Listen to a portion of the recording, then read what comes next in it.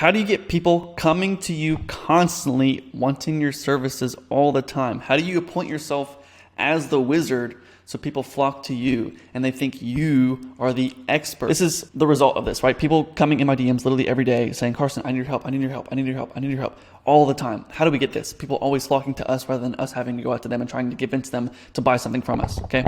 Here's how you do it. So nobody tells you this because it's the one thing that every guru does but doesn't tell you because of how valuable it really is. And so this works for absolutely everybody. This, if you're just starting out, this can also work for you. It works for everybody. You don't have to be a guru in order for this to work. So we have to think about why we look up to others, why we trust someone else's opinion, and why do we buy someone else's skills or advice. So story time. All right. Here's a little bit about my background, how I got to here. So I started helping businesses get appointments, and I partnered up with a guru. So someone that I knew I met him and he was really good. He was some guru that was already in the space on how to get more appointments.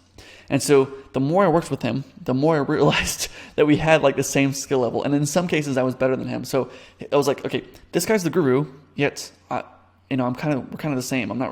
He's not much better than I am. And I was looking for some sort of solid foundation. I was looking for some, like, I could rely on this guy because he really knew what he was talking about. And so I could just work with him because he was really good and I wasn't, right? That's kind of how I saw it because he was the guru, right? But I realized, okay, this guy's not really that great. So eventually we parted ways and I thought about my career, I guess, in this industry. And I thought that it was probably over because I couldn't. This guy was the guru. I wasn't. We parted ways, so it's not like I could become the guru like him because he was so much above me. But then I realized I could actually help people, and this guy actually wasn't that great. So I knew my services actually worked. And so I was like, well, why is this guy the guru, not me? Because he wasn't, in the beginning I thought, okay, this guy's doing really well. But then I realized he's not really doing that well. He's not like doing crazy numbers in terms of making a ton of money. And he's much better than me, but then I realized the systems were not weren't more complicated than what I already knew. And so there's a lot of things that like I saw that were like, okay, well, why is he so special and why am I not special? And so I talked to other gurus in the space and they told me how much they make and their client results. So I was talking to other people and they're making hundreds and hundreds of thousands of dollars. And I realized why, and they were also showing me their clients' results. Their clients' results were worse than mine. They were making a ton more money than me. So I was like, what? How are you helping this client, helping them barely get any appointments? They're barely profitable from your service. And yet I'm helping people over here getting a 14x return on investment. And yet for some reason, I feel like a fraud. I feel like I was struggling to get clients. I feel like I wasn't that great. And I was just always trying to get better at what I was doing. And so I was like, why? How are you over here making hundreds of thousands of dollars and I'm not? And my results are better than yours. So then I realized the only reason they were doing better than me is because they positioned themselves as the guru. They fooled people, or people flooded to them because they were like, hey, I'm the guru. And the guru sold them whatever they wanted to hear. And they got really, really good at that last part. They sold them what they wanted to hear. I made it my mission to absolutely crush them. And I'm going to show you how to do it within these frameworks. So how I position myself as the guru and how I just became them, who they were, myself, because I realized that they weren't even that great. So Exhibit A. This is a story from Dan Kennedy. I'm going to show you some of his stuff in a minute, but he works with tons and tons of chiropractors over his career. He said he's probably gotten over 300 adjustments from 300 different chiropractors. And he said the poorest chiropractors were the best at their craft, and the richest chiropractors were the worst at their craft. And the poorest chiropractors focused all their attention on becoming a better chiropractor and being the best at helping people. And the richest chiropractors focused all their attention on convincing other people that they were the best in the business, right? And they were actually just being a better marketer than the poor chiropractors. And so the rich successfully convinced others that they were the best by being good at marketing, and the poor just tried to be good and hoped people would reward them for their hard work, hoped someone else would appoint them as the expert, or hope people would just come their way because of how good they were at being a chiropractor, Exhibit B. So I went to a comedy show. There's a comedy club right down the street from me. I left the show crying because of how funny it was. There was maybe 40 people there. And this guy he literally looked like Joe Rogan, but a shorter version of Joe Rogan, but he was 10 times funnier, I promise. And after the show, he was selling belt buckles, like on a table, like the desk I'm on right now, just one of those cheap tables, had like these little belt buckles and just had like 30 of them laid out. And I was like, how is this guy not famous? And he's here at the end of the show, a show for 40 people, trying to sell $30 belt buckles, trying to make an extra $50 after a show. I was like, I've watched, a whole bunch of other comedians, and they're like, this guy I left crying. It's like, it was that good. And this guy is trying to make an extra $50. And then the next week I went back to another show, and another really good comic. And I talked to him after the show, and I just asked him, do you ever try to, because, I do marketing, so I was like, do you ever try to promote yourself? Or you ever try to, market yourself out there? And he said, what's funny is that I focus a lot on my craft, trying to become the best at doing comedy. And what's crazy is there's a lot of guys out here that have a really good 10 minutes, like they're good at doing 10 minutes of comedy. They promote that 10 minutes to the nth degree. They try to do as much as they can promoting that 10 minutes, and then they become famous. And yet I'm over here, I try to have an hour and a half worth of material that's actually really good, and yet I just serve to small crowds. So I focus all my time on trying to be a better comedian, and no one knows who I am, but those guys that do 10 minutes, they just focus really on how to make the TikToks look better, and so they just become famous all of a sudden. And so this guy was literally the exact same position that Dan Kennedy talked about with the chiropractors. So the poorest chiropractors are the ones trying to become a better chiropractor. The poorest comedians are the ones trying to become a better comedian. The richest comedians are the ones that are just promoting themselves, convincing other people that they are the best comedian. It's funny, the same exact week that I talked to this guy, my sister went and saw Kevin Hart at this big arena in the city. And she went there and she said she didn't even have an audible laugh. It was just like, that's funny, right? So she had a light chuckle. She said it wasn't even worth going. And I had way more fun going to a small comedy club, listening to somebody that nobody knows, So I want to show you this clip. This is Dan Kennedy talking about how to become a wizard. Here it is. It's as simple as you can get about wealth. Only two things you got to do. Be the wizard and beware them. Be the wizard and beware of the wizards. Get that? You kind of got it. All commerce is fundamentally based on mysticism. Here's somebody left this up here to show me one thing. I found something else I wanted, but I don't know who left this up here. But actually, I want this. But here's a full-page ad, direct response ad in some paper. Is this your local? It's all direct response. Oh yeah, it's all direct response ads wedged into a page. Okay. And we're giving away free coins. We got some whiz-bang new device that's the secret key to weight loss. We got a smart clock that uses a satellite on the moon to correct itself. We got weight loss gear. It's popular spa weight loss gear being given away free, and then it's a weight loss product, patent lean, which of course has magic patented ingredients that nobody else has from Kuala Lumpur that burns off the fat while you sleep and makes you not want to eat and grows hair. Welcome to commerce. Okay? Now, we tell everybody to study the National Enquirer, and everybody assumes their customers are smarter than that. But see, at all levels, the seminar down the hall.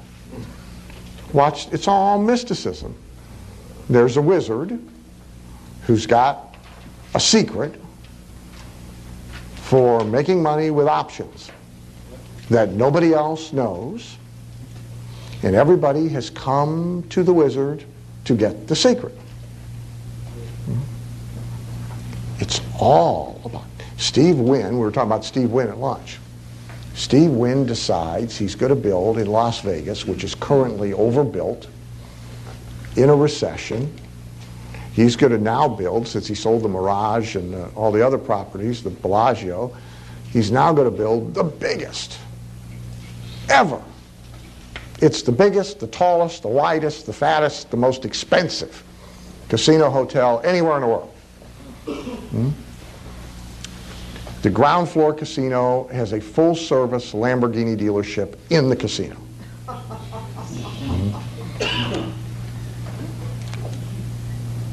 He raised the money for that. They went public and raised the money like this. I forget how many. Does anybody know the number, how much he raised? I don't remember the number, but it's like $100-something million. More than that. Yeah? It was more than that. Was it more than that? And it was like, 20, Almost half a billion? Okay, and it's all in 24 hours. Yes.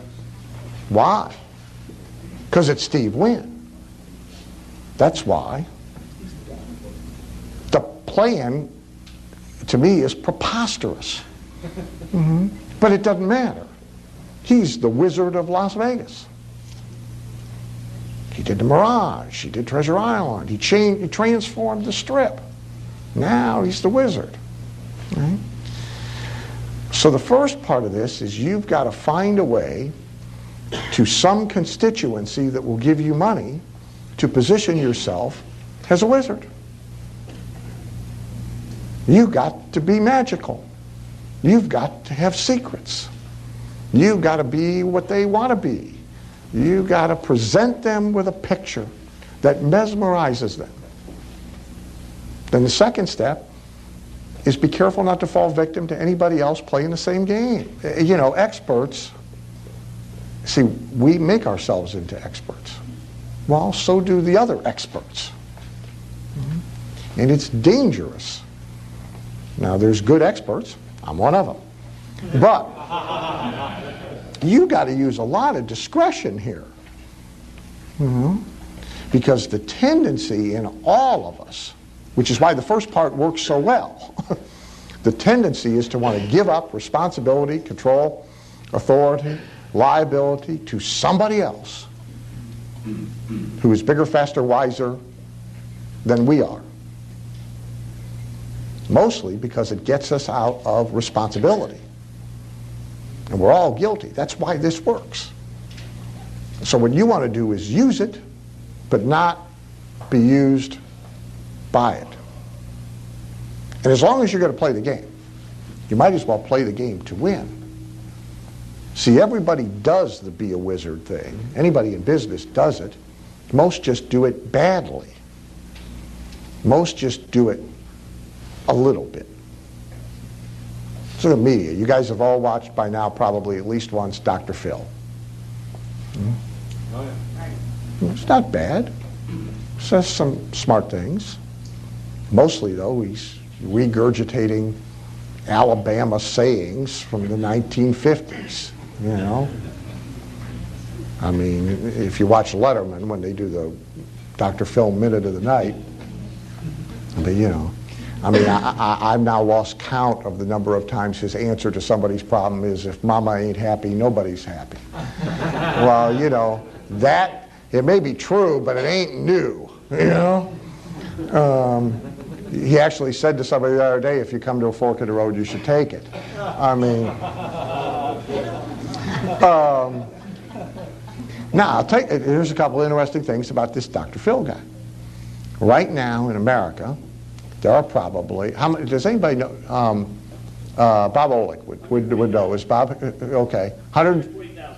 How many? 140,000. Okay. There's 140,000 psychologists, therapists in private practice. And 139,000 of them are pissed off. Because they look at Phil and they say, I got better credentials, I'm a better therapist, I've been at the game longer, I work harder, he has no right to be there.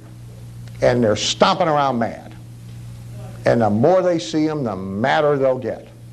To the point that their anger completely blinds them to learning anything from what it is that they are seeing. National Speakers Association, where we live, there's 5,000 members, probably 2,500 of them are doing personal growth stuff, and 2,499 of them, every time they click on the TV and say and see Tony, they want to just kill somebody. Well, you know, from the NLP crowd. There's a whole slew of NLP guys walking around, starving, and what they all have in common now is they're all mad at Robbins. All right? How dare he? They don't learn the lesson. Right? These guys, Phil got an opportunity, and he took it. You know, he was the jury consultant in Oprah's hamburger trial. And then he was on the Oprah show. And now he's the biggest thing. He's going to wind up bigger than Oprah if he doesn't follow it up. And all those other therapists may be right. Everything they say may be right. They may be better than him, they may be, but they didn't get this. They haven't gone to work to make themselves into the whiz. And he's making himself into the whiz. So the money's in being the wizard. You can be small in a constituency, you can be big, there's money in small numbers, as you know. But this is an important principle. And we'll talk more about it when we come back in 15 minutes. Here's why people give money to other people. Literally, why money moves. And you will see several of them have to do with the wizard position. So those are the ones I want to talk about. One is this issue of authority, and I'm going to say several things to you about authority. One is the transfer of responsibility. Understand the vast majority of people, and again, we got to be careful not to be guilty of the same thing, make a lot of choices and a lot of decisions to relieve themselves of responsibility for their own actions. Hire a money manager. You laugh, we laugh, yeah, I know. Well, you know, Dennis, no disrespect, but you know, it's the Woody Allen joke. I'll manage your money until there's no money left to manage. But seriously, why do most people do it? Why? Because they're out from under the responsibility for the result. If it goes good, they get to take the credit because they picked the guy. I'm a genius, I picked him. If it goes bad, they got somebody to blame. Cabot Robert, one of the kindest, gentlest guys ever to walk the planet, the only sort of semi-mean thing I ever heard him say was, most people are walking around with their umbilical cord in hand looking for a new place to plug it in. There's a lot of money in being the place to plug it in. They're all doing it. I sat, how many of you remember EST, have paid some attention to EST? Okay. Yeah, LifeSpring after that, if you didn't pay attention to EST, LifeSpring was like EST, or now the Forum, which is what used to be EST. For those of you that don't know, at one time, EST was the big thing in personal development for a variety of reasons. But Werner Erhard, I had my hair cut next to Werner in Pat Fripp's hair salon in San Francisco when Pat Fripp still was not a speaker. She was speaking part-time, but she had a hair salon in the financial district. And I was there doing a seminar and went and got my hair done at Pat's place, and Werner Erhard's in a chair next to me. And so we had a conversation. And one of the things I said to Werner, we had a conversation about sell it by zealot, was what most of our, which is their marketing method. But I said, boil the whole S thing down for me in a sentence. He said, no problem. He said, we sell independence and breed dependence.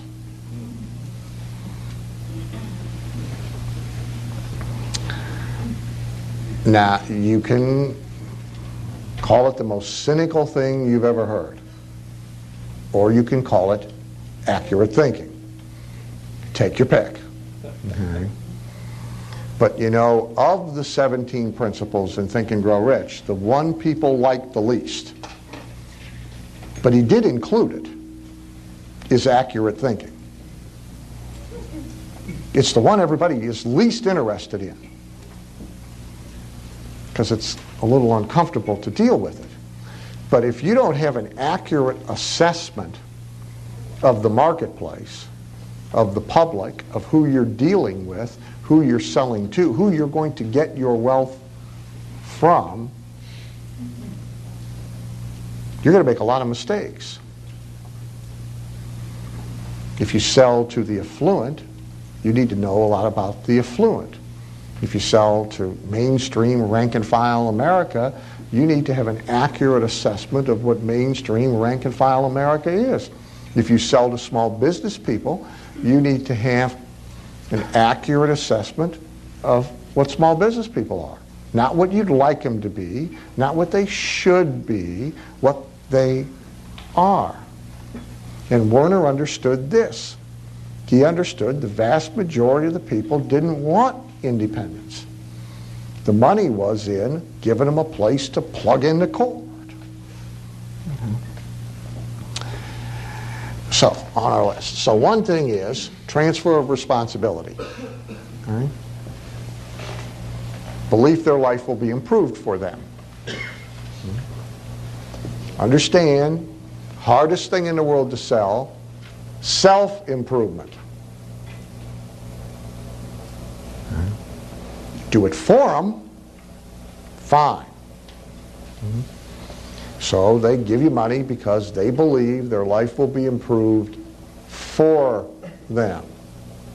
Those are important words. And you're the only known source. Not the only source, the only known source. That requires you to define yourself and what you do to whatever your constituency is in a way that makes you the only known source.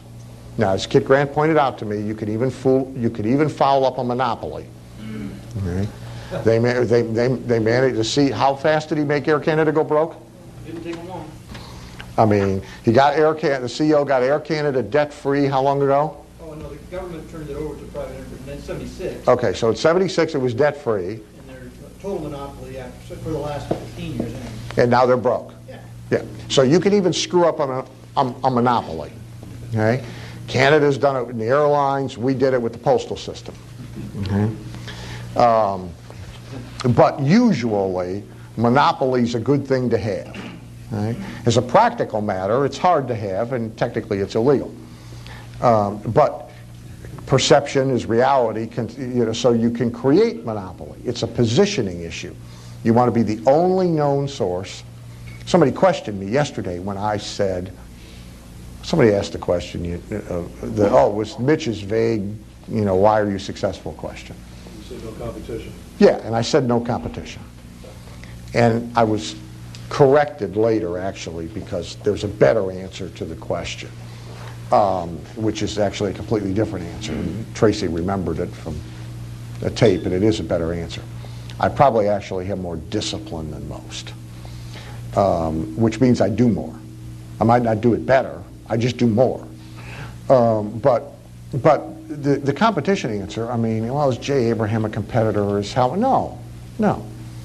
Because I've defined and positioned what I do in a way that is really different enough from everybody else.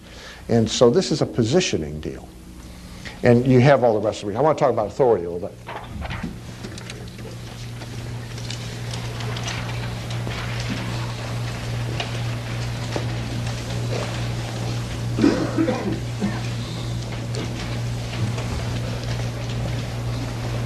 Number 3 is real important.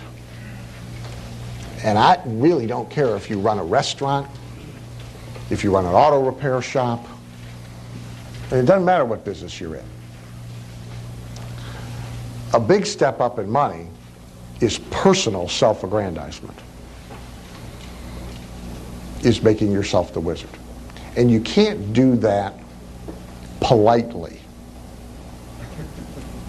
This is no place for subtlety or grace. This is a place to run it all over them. And I actually don't like it. And I resisted it. For a number of years, for example, none of my literature had my photograph in it. I don't like being photographed. I don't like photographs of me. And so by personal preference, there would never be any.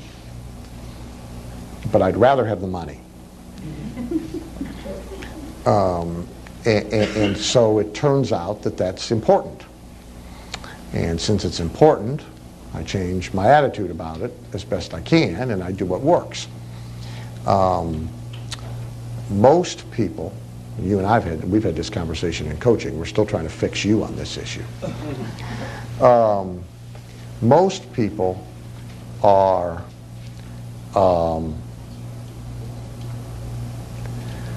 too, I don't want to say humble, they're reluctant to do this. And some of it probably all the way back to childhood programming. Some of it is the issue of, not deserving the exalted position. I'm not that big of an expert, which is in the land of the one-eyed man, in the land of the blind, the one-eyed man is king.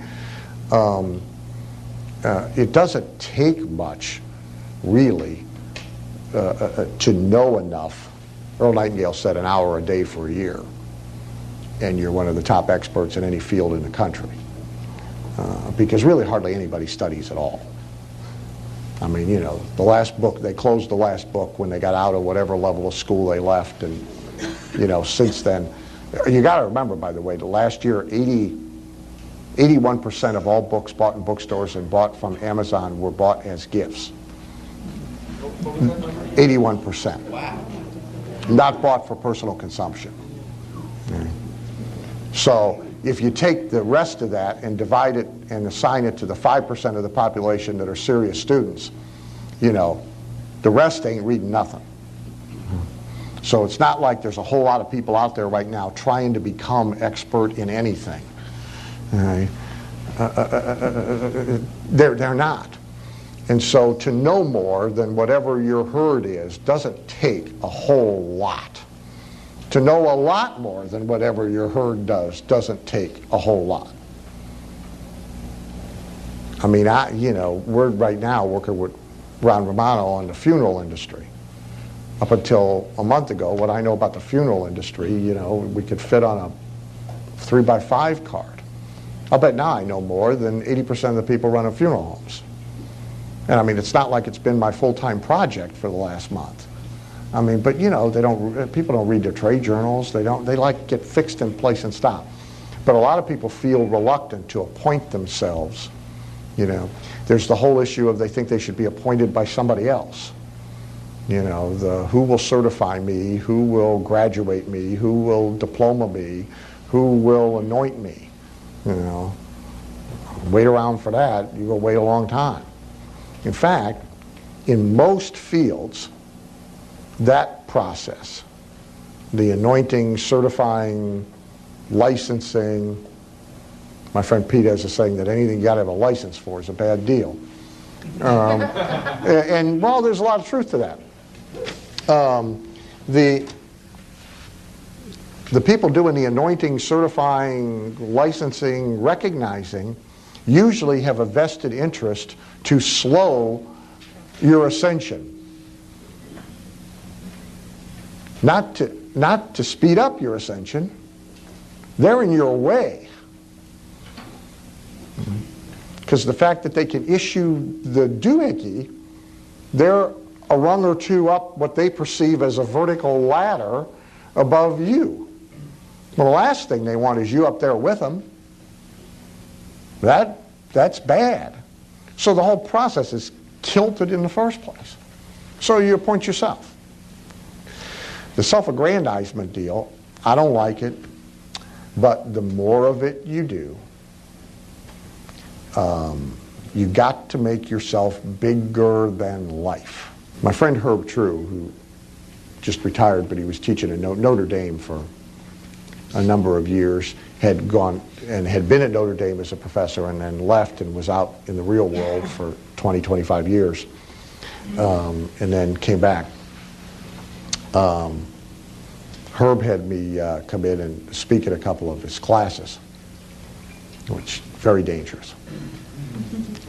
But he and I were talking about the students, and now these are bright kids, and they're in their second year in business courses at Notre Dame, which whatever their parents are paying, it ain't nickels and dimes. And he said the funniest thing is, He said, I'm like the only guy who assigns them 3 books on a subject that disagree with each other. And what they come back and want to know is which one is the, note the word the, right book. Because that's what everybody wants to know. They want the right answer. Now, on a higher level, we're all smart enough to know rarely is there such a thing. But it's what we want. We want the diet. Just tell me what to eat, tell me what not to eat. If there was one, there'd only be one. As you might have noticed, there's a lot of them. If any of them was the diet that actually worked, there'd be the diet. But everybody wants this. And again, there's a lot of money in positioning yourself as the person who has the right way, the answer. It's an extension of the magic pill. And you give that to yourself. You create that for yourself. Okay, that was really good. So we want to be bigger than life. We want to show people that you want to plug into me. Everyone's walking around with an umbilical cord trying to look for someone else to plug it into. That's like, you want to get that wrapped in your head, because I say that to myself almost every day. Like, everyone's looking for the next person to plug it into, right? And then we also want to have the one right way. There never really is one right way, but we want to convince people that we have the one right way. So in terms of religion, why this relates directly to religion, or why do you think people want to believe or believe what they believe? Or if you look in the Bible, you can see that like God appoints himself as the chief cornerstone. I am the solid foundation, and everything else is sinking sand. I was actually on a call, I think a couple of days ago, and this kid, he joined the program, so hey, and he was saying on this call, like, I just don't have a solid foundation. I really just, nothing's certain for me. I just really want something where I can just plug in. I know what I'm doing, and I just really need that solid foundation. And I was like, that's literally it. You are plugging into this. Like, you have the umbilical cord in your hand. You're trying to look for somebody else to plug into. This is what, like, you're doing it. And so God comes in and says, I'm the chief cornerstone. I'm the solid foundation. You can rest easy on me. You can put all your weight on me. So like in faith, right? The true meaning of faith is putting all your weight on something, right? So I'm putting all my weight onto this chair, right? So I'm putting all my trust into this chair. I'm letting this be my solid foundation. And yet, nobody does that. Everybody in their life, they're like, I don't know. I don't know where to turn. No one's ever certain about anything ever. They're always insecure. And so they're always looking for something else to be able to rest fully on, right? I want to be able to rest fully on something, and you need to be that person that they rest fully on. So people are always insecure. They're never certain. Their life is constantly falling apart, and it can fall apart at any moment. They're constantly looking for that one thing, the solid foundation, just someone that has the answers, that can tell them everything is going to be okay. And that's why everybody believes in something.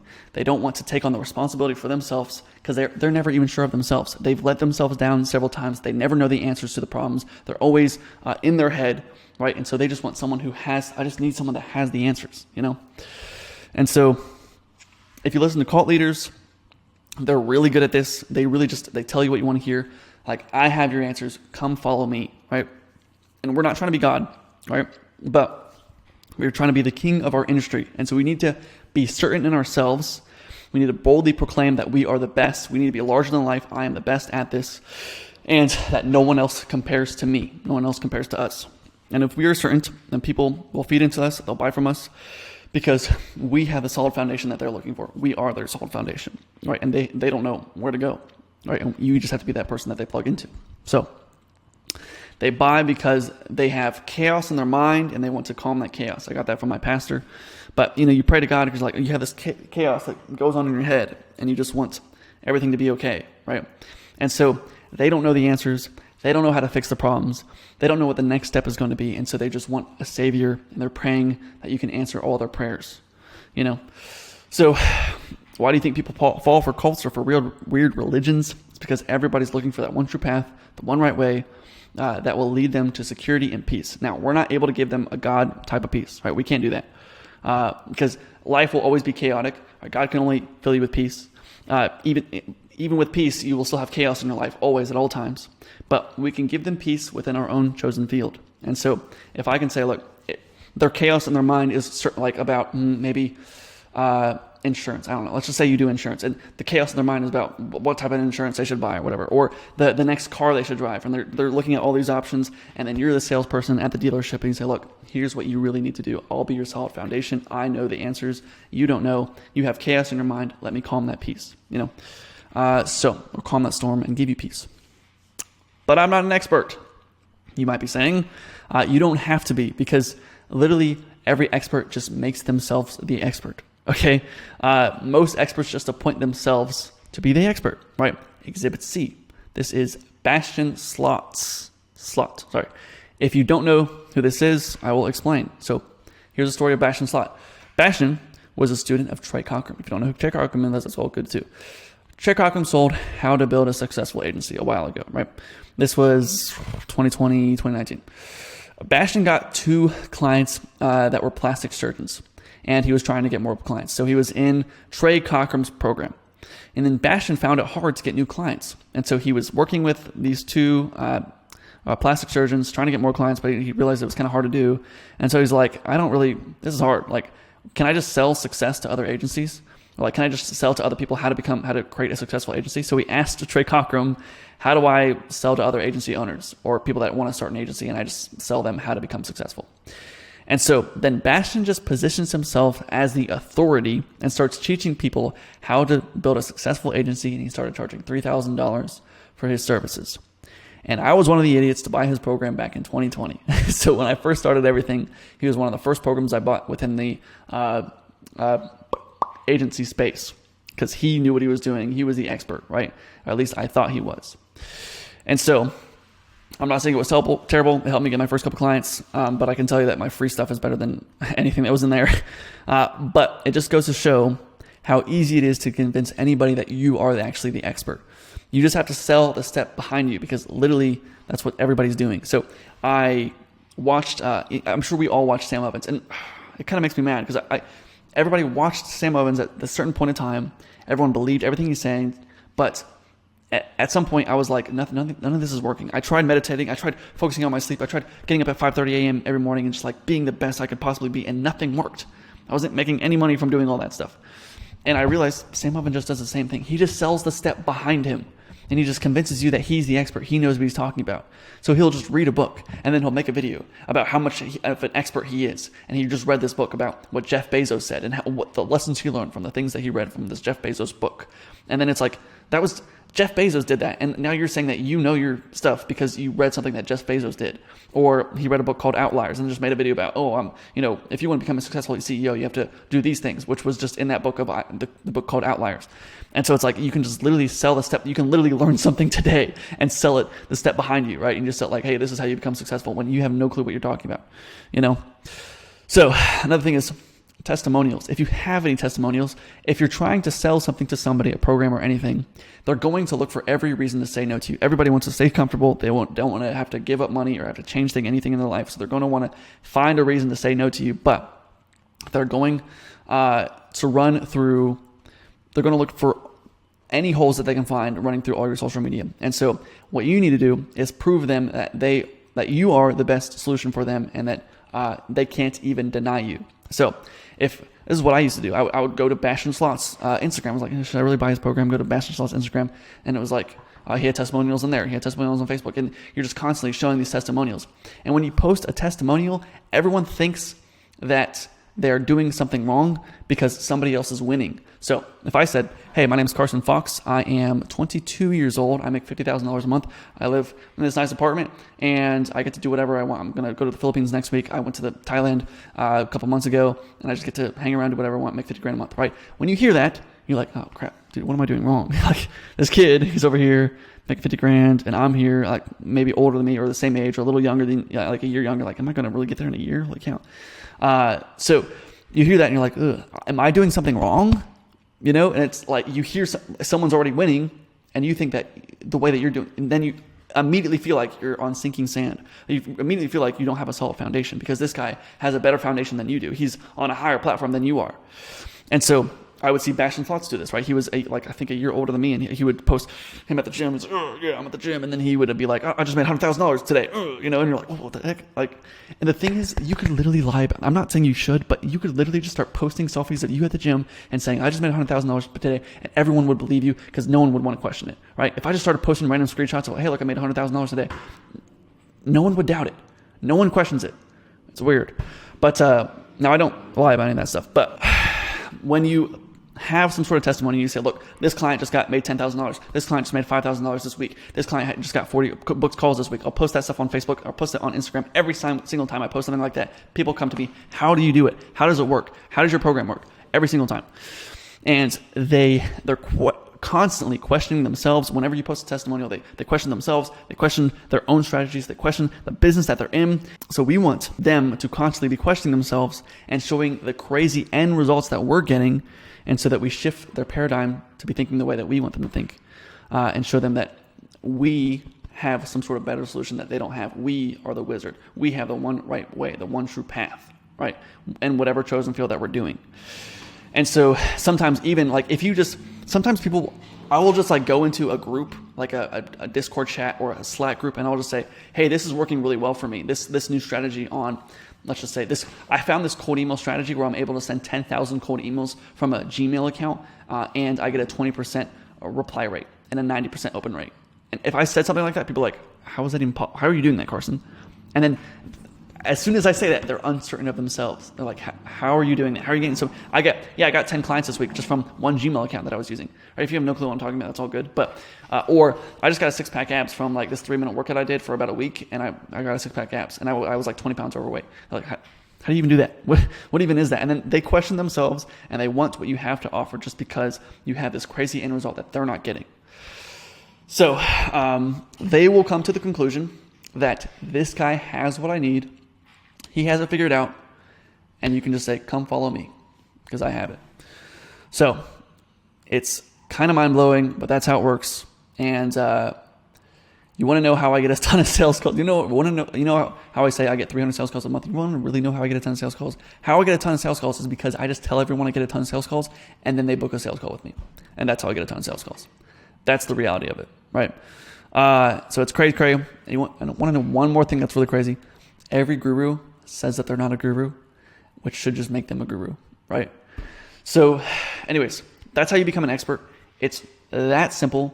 You do not have to be an expert. As you saw with Bastion Slots, he had 2 clients, and then he was just like, look, I'm just going to position myself as an expert. Now he sells some $10,000, $20,000 program on how to become an expert, when he just became an expert by not really lying to other people, but just trying to position himself as the, anyways. So focus on positioning yourself as the expert. Don't focus as much on getting better at your end result. Now, you should always obviously have a good product or a good service, right? Because we want to have that. But just having that isn't going to be good enough. You can be the best chiropractor in the world, but you'll probably be the poorest chiropractor in the world at the same time. So anyways, I hope that helped you guys out. Become the wizard. Please use this to your advantage. Thank you so much for watching. I hope this helped. I'll talk to you guys soon. Also, leave a thank you, Carson, right? With the prayer hand emoji. Leave a thank you, Carson, for me at the end.